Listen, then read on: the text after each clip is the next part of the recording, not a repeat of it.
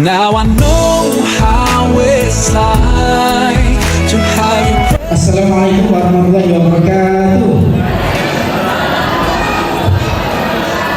Ya, sangat kelihatan kalau sedang puasa ya, karena sepertinya baru sekitar sepertiga ya. Insya Allah yang di sini yang hadir sekitar 5.000 orang dengan malaikatnya.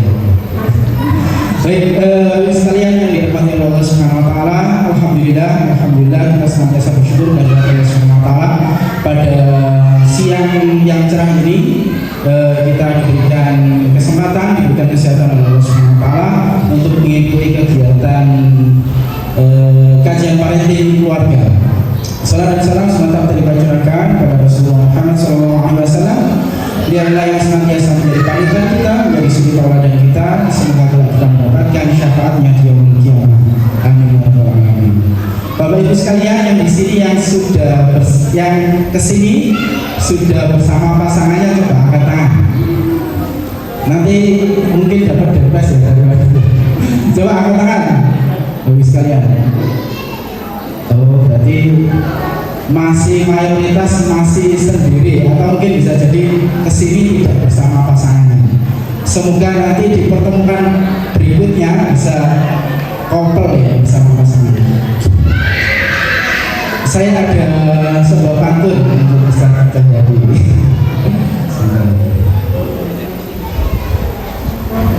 Pergi ke taman memetik delima, singgah sebentar membeli kelapa. Selamat datang Pak Cahyadi dan Bu Ida, di Bangkalan kami sambut penuh bahagia. Baik, di sini saya akan membacakan biografi beliau yang untuk panitia ditampilkan. Mungkin ada yang belum pernah bertemu dengan beliau atau baru kali ini. Kalau saya insya Allah baru kali ini bertemu dengan beliau secara tatap muka, tapi kalau secara daring insya Allah sudah beberapa kali. Ustaz Cahyadi Takaryawan bisa dipanggil Pak Cah ya, nama populernya Pak Cah biasanya. Lahir di Karanganyar 11 Desember 1965. Istri Ustazah Ida Nurlaila. Kemudian anak 3 perempuan, 3 laki-laki. Alamat dari Jogja. Jadi beliau asli Jawa. Sama Ustaz saya juga asli Jawa. Pendidikan Fakultas Farmasi UGM, pendidikan profesi apoteker UGM, program pendidikan reguler angkatan 45 Lemhanas, dan kursus konselor keluarga. Aktivitas saat ini beliau sebagai seorang penulis, senior editor di PT Era Citra Intermedia, konselor dan trainer di Jogja Family Center, konsultan ketahanan keluarga di Rumah Keluarga Indonesia, dan lain sebagainya. Kemudian yang tidak kalah menarik adalah penghargaan beliau. Di tahun 2006 beliau penulis buku berbahasa Indonesia terbaik dari Pusat Bahasa Depdiknas atau sekarang Kemendikbudristek. Di tahun 2014 beliau mendapatkan anugerah Best People Choice di Kompasiana.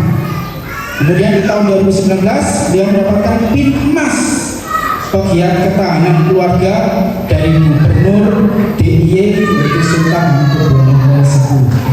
Dan beliau sangat banyak sekali buku-bukunya ya yang sering kita dengar atau yang sering kita lihat atau yang sering kita baca, yaitu buku Wonderful. Ada Wonderful Marriage, Wonderful Journey, Wonderful Family, dan lain-lain. Ada yang di sini ada yang punya bukunya beliau, coba angkat tangan yang punya bukunya beliau Wonderful. Ya, alhamdulillah. Pasti ibu-ibu ya. Kalau bapak-bapak itu biasanya jarang. Baik, kita lanjutkan ke biografi selanjutnya, yaitu Ustazah Ida Nurlaila. Beliau akrab dipanggil dengan Ida ya. Jadi sama ya statusnya karena suami istri saya bacakan. Dan beliau ternyata satu jurusan ya, mungkin dulu ketemu di kuliah gitu. Masya Allah. Kemudian aktivitas beliau ibu rumah tangga, pembina RTA Utsmani BGTP, penulis buku, pengelola balai belajar masyarakat, konsultan dan trainer di Jogja Family Center, direktur Family Institute, dan lain-lain. Kemudian pelatihan dan kursus yang pernah beliau ikuti yaitu Communication Mastery, kemudian Public Speaking, Personal Branding, Basic Community Management Workshop, Talent Mapping, Statement Analysis, Hijrah Coach, GPC, Basic Clinical Hypnotherapy, dan Agent Management. Karya buku beliau Cinta Buah Cahaya, kemudian Menyayangi Anak Sepenuh Hati, Guyub Rukun Bersama Pak Cah, Untai Rasa, Alhamdulillah Terima Kasih Anakku, dan terakhir lebih dari 50 judul buku antologi. Jadi luar biasa, beliau ini berdua sangat-sangat couple ya, sama-sama penulis buku dan bukunya tidak hanya satu dua ya, tapi sangat banyak sekali. Baik, kita sambut narasumber kedua kita, Ustadz Cahyadita Kalyawan dan Ustazah Nur Ida Nur Laila. Kami persilakan untuk maju ke depan.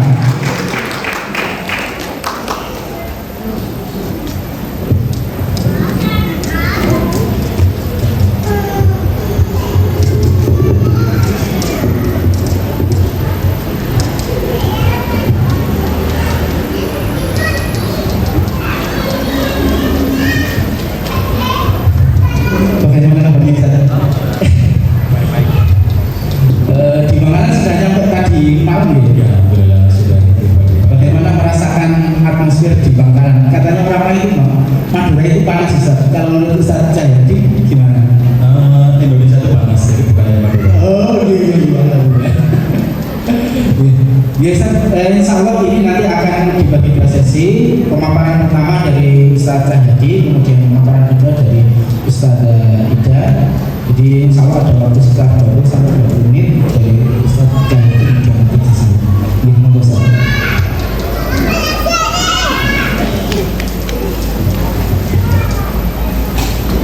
Bismillahirrahmanirrahim. Assalamualaikum warahmatullahi wabarakatuh.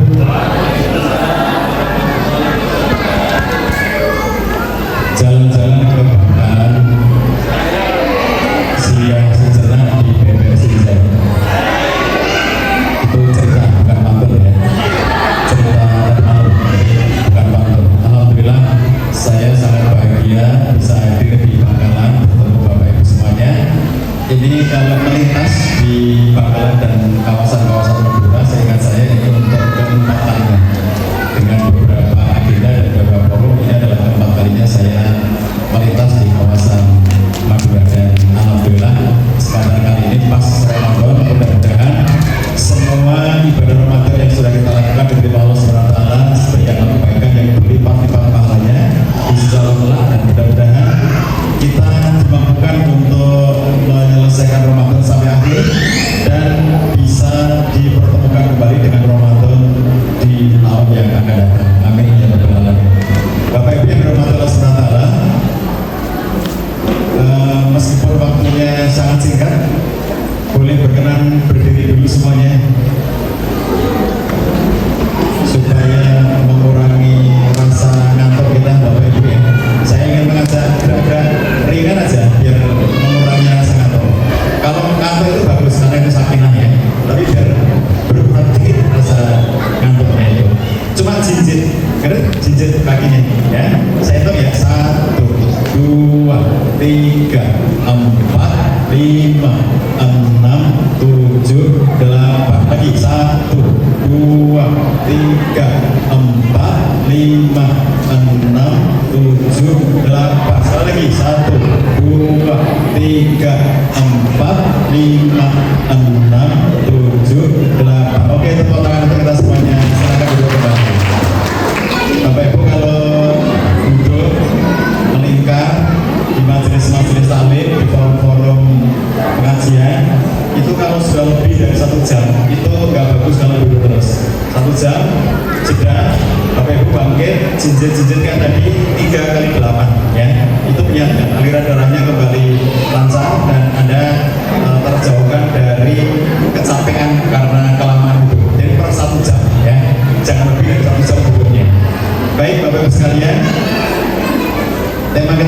sebenarnya saya awali dari tema yang ini, bahwa keharmonisan pasutri itu adalah kurikulum terbaik bagi pendidikan anak.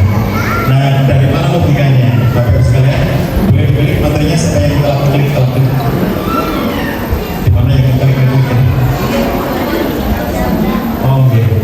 Ya, jadi Bapak Ibu sekalian, ini saya kutipkan dari satu studi yang dilakukan oleh Pak John Jeffrey dan timnya. Dia membuat studi sangat panjang, lebih dari 30 tahun. Jadi riset lebih dari 30 tahun di lebih dari 40 negara tentang strong family, keluarga yang kuat. Studi itu, riset itu bermula dari sebuah pertanyaan yang sederhana dari John Friend. Nah, John Friend ini orang yang dia itu seorang psikolog, lalu mengajar, dosen, sekaligus praktek konseling psikologi. Jadi ilmunya komplit dari ilmu akademik di kampus maupun praktek menjalankan konseling psikologi itu. Nah, dia mengatakan begini sebelum riset dimulai, dia bilang kalau ada keluarga yang bermasalah, keluarga-keluarga yang rapuh, saya mengerti sebab apa keluarga itu menjadi rapuh. Karena dia konselor, maka yang datang ke tempat dia itu mereka-mereka yang memerlukan pertolongan secara psikologis. Ada persoalan rumah tangganya, ada konflik di rumah tangganya, nggak bisa menyelesaikan, lalu kemudian datang ke ruang konselnya Jadufren itu untuk minta dibantu keluar dari masalah. Sehingga dia tahu sangat banyak mengapa ada keluarga-keluarga yang rapuh, kenapa ada keluarga-keluarga yang bermasalah sampai akhirnya mereka keluarganya berantakan. Jadi dia bilang, kalau ada keluarga rapuh, kalau ada keluarga bermasalah, saya tahu sebabnya mengapa mereka itu rapuh. Tetapi kata John Friend, saya tidak tahu mengapa ada sekian banyak keluarga yang mereka itu tangguh, yang mereka itu baik-baik saja. Mengapa mereka baik-baik saja? Itu yang saya tidak tahu, kata dia. Jadi kalau ada keluarga bermasalah, saya tahu alasannya. Karena sangat banyak orang bercerita kepada saya di ruang konseling. Tapi kalau keluarga orang-orang yang baik-baik saja itu, keluarganya Bangkalan ini, yang semuanya sakinah mawaddah warahmah ini, semuanya ahlul jannah ini, dia nggak tahu mengapa ada keluarga itu yang baik-baik saja. Kenapa ada keluarga itu yang tangguh? Nah, dia bagi dua keluarga itu, satunya keluarga tangguh, satunya keluarga rapuh. Keluarga tangguh atau keluarga kuat itu yang kemudian disebut sebagai strong family. Karena dia tidak tahu alasan mengapa ada keluarga-keluarga yang tangguh tadi, keluarga yang kokoh tadi, maka sebagai orang barat, nah ini Bapak-Ibu sekalian ya, bedanya kita dengan orang barat itu.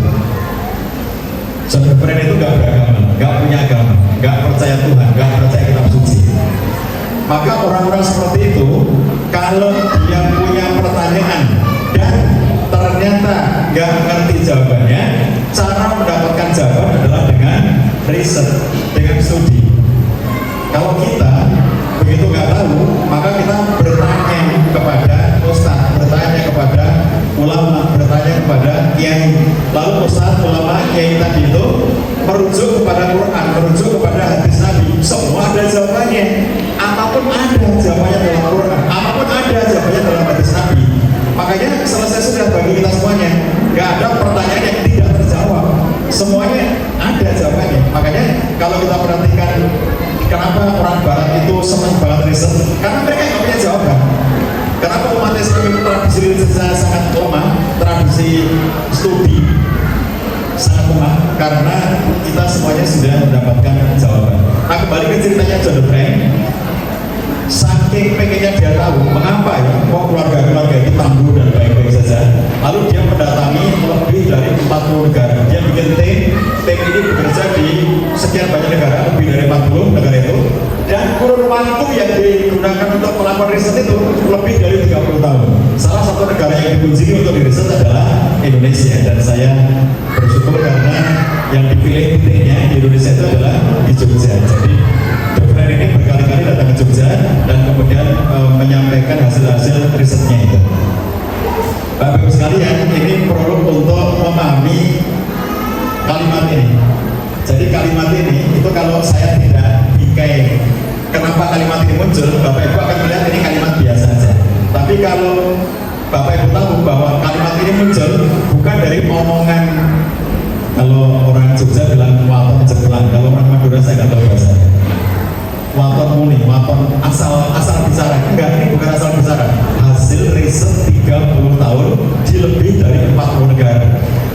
40 negara yang diteliti itu ya, ada yang negara-negara, kelompok negara-negara Islam seperti kelompok negara Teluk, termasuk Indonesia, termasuk yang diteliti mayoritas Islam. Ada yang mayoritas negara-negara Kristen, atau mayoritas negara-negara Katolik, atau mayoritas negara-negara yang tidak beragama. Jadi semua benua ada, semua budaya ada, perwakilan-perwakilan budaya itu ada, termasuk perwakilan-perwakilan keyakinan Islam yang dipahami oleh manusia di negara itu. Hasilnya dia mengatakan begini, keluarga itu tangguh, keluarga itu kokoh. Setiap keluarga yang kokoh itu punya 20 prinsip keluarga yang kokoh itu. Lalu dia menyatakan setiap keluarga yang kokoh itu punya 6 ciri. Jadi hasil dari studi panjang 30 tahun lebih di lebih dari 40 negara itu kesimpulannya adalah ada 20 prinsip dan ada 6 ciri. Saya ambilkan satu dari 20 prinsip itu. Ini dia. Ini adalah satu dari 20 prinsip itu. Dia bilang begini, jika Anda, biar mudah membayangkan, jangan Anda ya, tapi adik kita yang kecil-kecil ini, Anda lihat adik-adik kecil kita ini, Anda dari kecilnya sudah ikut seminar ya, luar biasa ini. Jadi besok kalau gede keluarganya Sakinah Mawaddah Warahmah, karena dari kecil sudah ikut seminar keluarga Sakinah. Jadi adik-adik yang kecil itu membacanya gini, jika anak Anda, ini adik-adik kita tadi itu, tumbuh besar di dalam keluarga yang kuat, dalam strong family, bahasa kitanya keluarga Sakinah, akan lebih mudah bagi anak Anda, bagi adik-adik itu, untuk membentuk keluarga yang kuat pula di masa dia dewasa nanti. Coba bayangkan Bapak sekalian ya, perhatikan baik-baik hasil kesimpulan ini. Jadi hasil kesimpulan ini itu bagi saya penting untuk meyakinkan kita semuanya bahwa sebetulnya kurikulum pendidikan anak terbaik itu adalah dari kehidupan orang tuanya sendiri. Kalimat itu kalau kita hanya membaca, misalnya ketemu quotes itu di satu tulisan gitu ya, bagi kita kalimat itu biasa aja, nggak ada nilainya. Anda akan mengatakan begini, aku udah tahu, aku udah ngerti. Kalau Anda membaca itu terlepas dari konteksnya, Anda akan mengatakan mek kaya ngono, bahasa Jawanya mek kaya ngono, bahasa Maduranya bahasa nggak tahu. Cuma kayak gitu, aku sudah tahu kayak gitu itu. Jadi kalau kemudian kita mengerti bahwa itu adalah satu dari 20 prinsip yang 20 prinsipnya itu ditemukan oleh John Dufresne dan timnya dari studi yang sangat panjang di banyak banget negara, lebih dari 40 negara, maka kita akan lebih bisa melihat pernyataan ini sebagai sesuatu yang bertanggung jawab. Nah, Bapak Ibu sekalian, saya sudah membaca 20 prinsip dan 6 ciri yang disebutkan oleh John Dufresne itu, karena dia presentasi di Jogja. Setiap kali dia sampaikan poin-poinnya itu, saya bilang sama teman-teman samping saya itu, saya bilang gini, udah tahu ya, misalnya dia bilang 6 ciri keluarga yang tangguh, kata dia. Nomor 1 adalah apabila keluarga itu memiliki kemampuan untuk apresiasi dan afeksi satu dengan yang lainnya. Saya single teman samping saya wes seru, ngerti itu Quran surat An-Nisa ayat 19 saya bilang gitu. Jadi setiap kali dia ngomong, saya komentari ke teman saya, udah tahu itu surat Ar-Rum, saya tahu itu. Jadi kalau di kita itu ada yang baru, 20 prinsip yang ditemukan hasil studi panjang itu bagi kita nggak ada yang baru. Makanya saya bilang seandainya itu dilepaskan dari konteks pengetahuan kita tentang bagaimana cara mendapatkan 20 itu, kita semuanya kan mengatakan mek kayak ngono, cuma gitu doang, aku sudah ngerti gitu. Apa hikmah atau nilai value dari studi ini? Begini Bapak Ibu, kita meyakini berbagai pemahaman yang sekarang membentuk harus menjadi muslim seperti apa, menjadi keluarga yang baik seperti apa, keluarga harmonis seperti apa, itu dari Quran dan dari sunnah Nabi SAW. Kita dapat pengajian, dapat taklim, dapat pembinaan dari para ustadz, para kiai, kemudian kita mengaplikasikan. Nah sementara John Dufresne karena orang tidak beragama, maka kemudian dia mencari sendiri, dan hasilnya antara apa yang dia cari dengan apa yang kita pahami sama. Saya mengatakan the friend itu Allah mengutus dia untuk melakukan penelitian orang yang tidak beragama, untuk menunjukkan pada kita bahwa apa yang Allah firmankan itu ketemu kalau dicari oleh orang yang tidak beragama sekalipun. Jadi apa-apa yang kita yakini itu sesuatu yang kita dapatkan dari Islam, itu sebetulnya apa yang memang menjadi realitas kehidupan masyarakat itu sendiri di lebih dari 40 negara yang diteliti oleh John Friend. Jadi antara ayat-ayat kauniyah dengan ayat-ayat kauniyah itu nyambung. Nah, di situ saya mengutipkan ini untuk Anda semuanya. Kembali saya baca kalimatnya ya. Jika Anda besar di dalam keluarga yang kuat, akan lebih mudah bagi Anda untuk membentuk keluarga yang kuat di masa dewasanya. Ini kalau kita bayangkan adik-adik kita yang kecil-kecil ini, apabila anak-anak ini tumbuh kembang dalam keluarga yang kuat, akan lebih mudah bagi mereka ini untuk kelak membentuk keluarga yang kuat pula di masa dia dewasa. Tuh Bapak Ibu sekalian. Jadi ini menjawab berbagai pertanyaan yang mungkin selama ini kita sulit menjawab. Apa itu? Orang tua kita zaman dulu, kakek nenek saya, bukan kakek nenek Anda karena Anda masih muda, 17, 18, 19 tahun ya. Tapi kakek nenek saya, berarti sudah tua banget ya. Kakek nenek saya tidak pernah ikut seminar parenting, tidak pernah ikut seminar keluarga sakinah. Waktu itu belum ada LMI, waktu itu Mbak Fitri belum lahir. Mengapa keluarga mereka baik-baik saja? Padahal majelis taklim belum berkembang seperti sekarang. Padahal edukasi, pendidikan, platform edukasi online maupun offline belum sebanyak sekarang. Orang-orang zaman dulu yang tidak pernah secara spesifik belajar tentang keluarga sakinah, kenapa hidup mereka baik-baik saja? Nah, karena mereka itu hidup dengan contoh. Jadi mereka melihat bagaimana orang tua dulu menjalani kehidupan, lalu mereka melihat orang tuanya baik, maka akhirnya itulah yang menginspirasi mereka. Bapak Ibu sekalian, anak-anak kita, anak-anak Bapak Ibu sekalian, misalnya ya, belajar sampai ke tempat yang jauh, ada yang belajar ke Saudi, ada yang ke Medina, ke Mekah, ada yang ke Yaman, ada yang ke, jangan ke Indonesia lagi Pak, ada yang ke Mesir, ada yang ke Jepang, ada yang ke Amerika juga, sekarang jangan ke Amerika lagi perang juga. Anak-anak Indonesia yang belajar di berbagai negara itu, negara barat maupun negara timur tengah maupun negara-negara timur dekat kita kayak Jepang, Taiwan dan seterusnya, jauh belajarnya sampai S2, sampai S3, pulang balik ke Indonesia menjadi dokter, S3-nya selesai, pinter, bacaannya banyak, ilmunya banyak. Tapi ingat, ketika mereka membentuk rumah tangga, mereka menikah dan membangun rumah tangga, inspirasi pertama kali pada anak-anak kita itu bukan dari kampus-kampus yang dia belajar sampai S2, S3 itu, bukan dari textbook yang sangat banyak mereka pelajari di perpustakaan-perpustakaan itu, bukan dari sekian teori-teori perkuliahan, hasil-hasil riset yang disajikan oleh sangat banyak kalangan ahli yang mereka sampai belajar rela menempuh jarak yang jauh, itu bukan dari sana.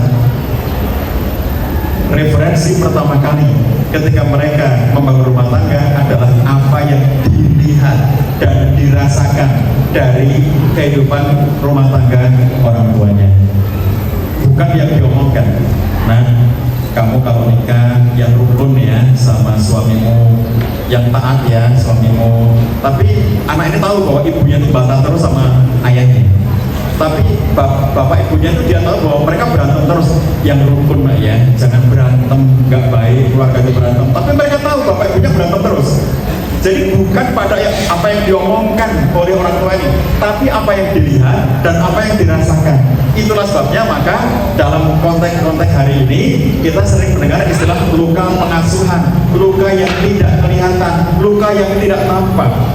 Karena dia melihat bapak ibunya berantem, dia melihat bapak ibunya nggak pernah akur, dia melihat bapak ibunya melakukan tindakan-tindakan yang membahayakan. KDRT, entah ibunya yang melakukan KDRT atau bapaknya yang melakukan KDRT. Sedihnya anak-anak ini tidak kelihatan, tetapi ngaruh dalam diri mereka karena dirasakan. Itulah yang disebut sebagai luka pengasuhan. Dan Bapak-Ibu sekalian, ini makanya kalau kita perhatikan apapun yang kita lakukan dalam kehidupan sehari-hari antara suami dan istri itu adalah kurikulum terbaik. Ini studinya John Frame ya. Karena itu yang dilihat oleh anak-anak. Mereka belajar bagaimana berkomunikasi, bukan dari teori-teori textbook. Komunikasi suami istri dari mana mereka tahu? Dari bapak ibunya. Gimana cara bapak ibunya ngobrol? Bagaimana cara bapak ibunya saling berkomunikasi satu dengan yang lainnya? Itu dari praktek bapak ibunya. Jadi kita semuanya bapak ibu mau tidak mau sadar apa nggak sadar terpengaruh oleh gaya bapak ibu kita dalam membangun kehidupan berumah tangga. Karena itu yang akan langsung terekam dalam diri kita. Itu sebabnya maka kalau anak kita masih sekecil-kecil ini, adik-adik kita nih ya, itu cara kita mengajari mereka, misalnya gini, bimbingan pranikah. Kami punya kelas bimbingan pranikah offline maupun online. Yang offline ada, yang online ada. Anak-anak muda yang sudah siap nikah kami kumpulkan, kemudian ada bimbingan pranikah. Kalau mereka ini sudah gede kayak begitu, bimbingan pranikah itu berupa teori-teori, pengalaman-pengalaman yang kita ajarkan. Kemudian kita ajak mereka melakukan workshop, dialog dan seterusnya. Tapi sebetulnya itu terlambat. Karena bimbingan pranikah itu harus dilakukan sejak mereka masih kecil-kecil itu. Bagaimana caranya? Bapak Ibu sekalian, pernah nggak ngelihat orang ya? Bapak Ibu ini pernah nggak? Mungkin tetangganya yang nggak datang sekarang ya, yang di luar sana gitu, yang dia itu sudah sampai umur dewasa, udah punya istri, udah punya suami, udah punya anak, tapi nggak pernah minta maaf sama pasangannya. Ada nggak orang kayak gitu? Ada nggak orang yang nggak pernah minta maaf sama pasangannya? Ada nggak? Oh nggak ada di Bangkalan ya. Kalau di Jogja banyak, di Bangkalan nggak ada. Masya Allah ya, luar biasa orang Bangkalan sangat pemaaf ya, mudah memberi maaf. Kalau di Jogja itu banyak orang yang sampai dia dewasa itu nggak pernah minta maaf sama istrinya, nggak pernah minta maaf sama suaminya. Kalau di Bangkalan nggak ada ya?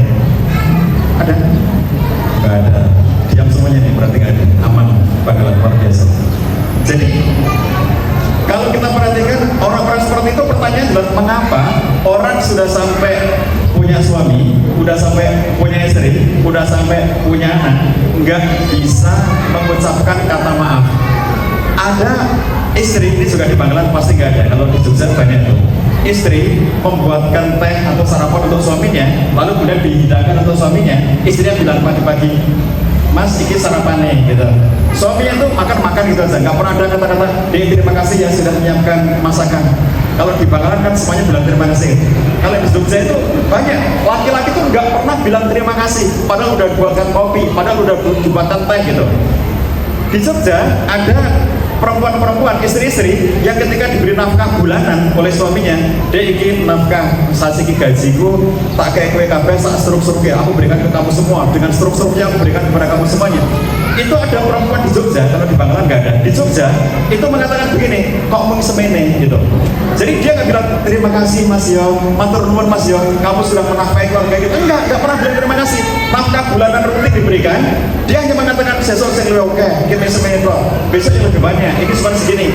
Coba bayangkan, kenapa ada orang sudah dewasa, udah punya suami, udah punya istri, punya anak, nggak pernah mengucapkan terima kasih. Menurut Anda kenapa itu? Kenapa ada orang sulit minta maaf? Kenapa ada orang sulit terima kasih? Itu kenapa? Halo? Ada orang kayak ini? Halo? Karena? Gak ada contoh, apa lagi? Karena? Hah? Gengsi, apa lagi? Ego, apa lagi? Karena? Tidak terbiasa. Tidak terbiasa karena? Tidak ada contoh. Dari kecil gak dibiasakan. Jadi Bapak Ibu sekalian, ini kalau ada adik seperti ini ya, masuk ke rumah, terus dia bilang ini pas gak bulan puasa, dia bilang haus, minum, kata dia berteriak-teriak gitu. Terus Anda sebagai orang tua itu bilang sama dia, nah kalau kamu haus, minta minum, bilang sama ayah, bilang sama ibu, ayah, aku haus, tolong, aku minta minum, tolong, aku diberikan minuman. Akhirnya dia bilang, oh ya, tolong, aku minta minum. Udah, kemudian dikasih sama ayahnya, sama ibunya. Terus dia minum, gelak, langsung lagi. Sini. Kalau kamu sudah diberi minum sama ayah sama ibu, bilang terima kasih. Ya, bilang terima kasih. Oh ya terima kasih. Udah langsung lari. Sebentar belum selesai. Kamu kesini. Kamu tadi dari awal sudah teriak-teriak nggak minta tolong, kemudian setelah dikasih langsung lari nggak bilang terima kasih. Kamu bilang maaf dulu kepada ayah kepada ibu. Maaf ya ayah, maaf ya ibu, tadi lupa, nggak minta tolong, tadi lupa, nggak terima kasih. Coba kalimat-kalimat pendek yang ibu-ibu guru TK SD mengajarkan di sekolahnya untuk anak-anak mereka. 3 kalimat ajaib: tolong, terima kasih, maaf. Maaf, terima kasih, tolong. Coba 3 kalimat ajaib, 3 kata ajaib yang ketika itu tidak pernah dibiasakan di rumah, maka sampai gede mereka nggak punya kebiasaan itu. Itu yang namanya soft skill. Apa namanya gitu? Kalau di Jogja namanya soft bakmi ayam. Kalau di sini soft skill. Jadi soft skill itu artinya apa? Soft skill artinya bukan soft skill ya, tapi kalau siang-siang puasa memang begitu bayangkan yang tadi soft bakmin, soft ayam, soft skill gitu. Ini soft skill itu keterampilan halus. Kalau udah gede, bisakah seperti itu dilatih? Bisa, tapi susah payah. Bang, kalau aku bikin itu bilang terima kasih, oh susah payah.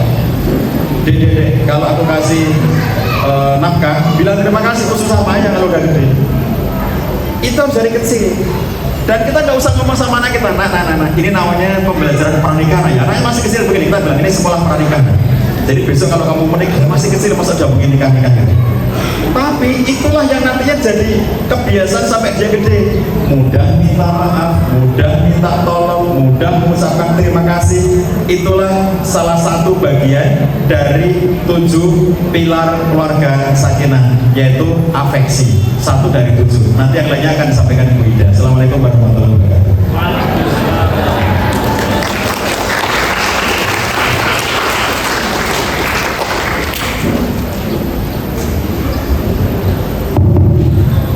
Luar biasa dari Ustazah Yudi. Jadi kayaknya saya lihat itu dari sini ya, kayaknya nggak ada yang ngatur. Kalau pas nggak puasa itu biasanya banyak Ustazah yang ngatur.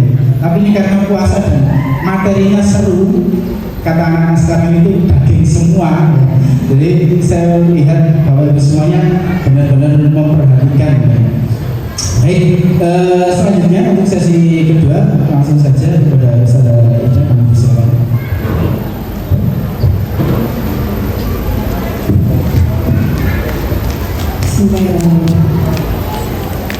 Assalamualaikum warahmatullahi wabarakatuh.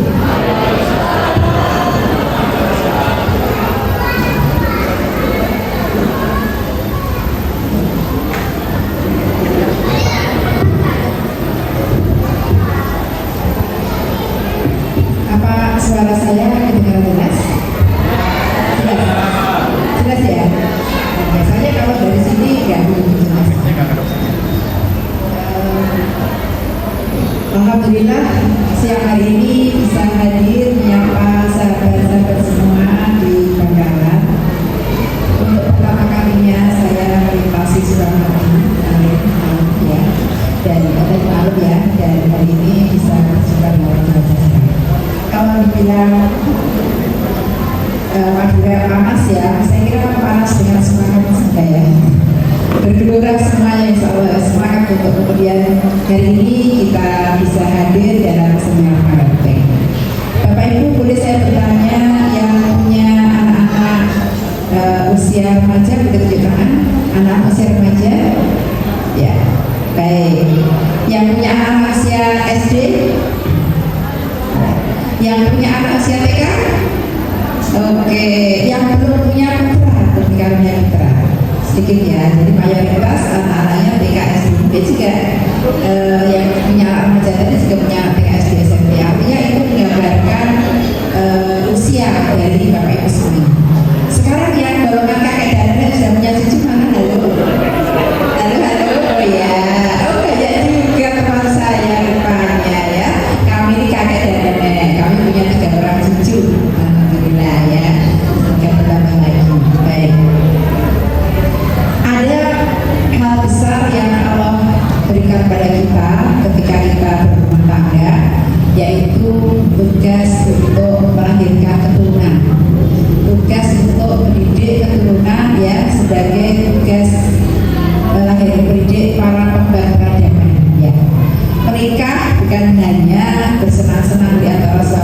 tetapi ada tugas besar karena di dalam Islam satu-satunya institusi yang boleh melahirkan keturunan adalah pernikahan. Nggak boleh selain pernikahan. Maka disinilah tugas penting dari pernikahan. Saya selalu terinspirasi dengan hadis Rasulullah yang menyampaikan ada 3 amal yang tidak akan putus walaupun seseorang sudah wafat ya. Bapak Ibu suka berdoa panjang usia? Mana yang sudah berdoa panjang usia? Kira-kira kalau ditawari mau usia berapa, ngerti nggak ya jawabannya? Mau usia 100 tahun mau nggak? Mau? Nggak mau? Alhamdulillah. Saya punya murid ngaji itu masih muda, asisi. Dan dia mengatakan, Bu, saya doanya mati muda. Saya kaget. Baru pertama kali saya mendengar ada orang itu minta mati muda. Saya bilang, kenapa kamu pengen mati muda? Soalnya tua itu nggak enak katanya. Saya lihat nenek saya udah tua, sakit-sakitan, merepotkan orang banyak. Saya nggak mau. Udah jadi tua, beong, ompong, jelek, sakit-sakitan katanya gitu. Saya bilang, kenapa kamu tidak berdoa yang lebih baik? Apa doa yang lebih baik? Diberi usia yang berkah. Allah izinkan punya usia pendek atau panjang, tapi berkah. Sehingga kalau kita usia kita tua juga nggak repotin orang, kita juga berkah, kita bisa berbagi. Tapi dia tetap enggak mati muda aja. Jadi ada ya anak Gen Z itu pikirnya itu mati muda. Tentu di sini nggak ada yang pengen mati muda ya, ada nggak sih? Usah ya. Doanya adalah minta usia. Nah, senyapa kita masih diberi masa hidup, maka ada 3 hal yang kita lakukan agar salah satunya untuk dengan menikah itu, agar kita punya anak keturunan yang dia soleh dan solihah, yang bisa menjadi penolong kita, dan kita juga bisa mengajak mereka bersama-sama ke dalam surganya Allah Subhanahu wa Ta'ala. Maka di antara jariah itu adalah anak soleh yang senantiasa mendoakan orang tua yang tidak orang. Hari ini apakah sudah merasa bahwa di dalam kita mendidik anak itu on the track? Saya sering menyampaikan ada 2 hal. 1, ukurannya ya, bahwa aku udah di garis yang benar nih di dalam mendidik anak. Ada 2 pertanyaan yang bisa kita tanya ke dalam diri kita sendiri. Apakah sudah hadir perasaan senang dan tenang ketika kita memiliki anak? Senang Bu. Senang itu kalau kita berdoa Rabbana hab lana min azwajina wa dzurriyyatina qurrata a'yun waj'alna lil muttaqina imama. Bukan hanya karena mereka itu cantik, tampan, badannya sehat, montok ya, pinter. Bukan hanya penampilan duniawi yang mereka kelihatan menyenangkan. Akan tapi senang ini dalam kitab tafsir disampaikan bahwa orang tua merasa senang. Qurrata a'yun ini kan penyucian hati, hatinya gembira karena anak-anak berada dalam ketaatan kita. Nah, melihatnya adalah ketika kita bersama dengan mereka, anak-anak ini isinya itu pokoknya menyenangkan saja. Dengar adzan langsung lari ke masjid, bukan buat main bola di masjid ya, tapi mau salat jamaah ya. Lihat orang tuanya repot, ibu aku bantu, bapak aku bantu ya. Pokoknya nggak usah disuruh, dia menunjukkan akhlak yang mulia, dia menunjukkan ketaatan pada Allah. Itu yang namanya qurrata. Senang. Yang kedua tenang. Bapak Ibu apakah hatinya sudah tenang? Kalau tadi ketika melihat anaknya menyanding, anaknya bersama dengan anaknya, yang kedua ini ketika anaknya tidak kelihatan oleh matanya.